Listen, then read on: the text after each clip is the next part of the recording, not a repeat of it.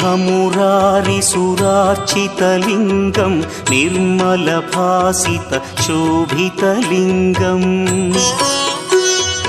जन्मजदुःखविनाशकलिङ्गं तत्प्रणमामि सदा शिवलिङ्गम्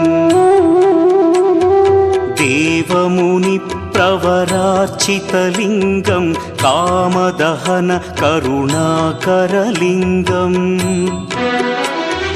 रावणदर्पविनाशकलिङ्गं तत्प्रणमामि सदा शिवलिङ्गम्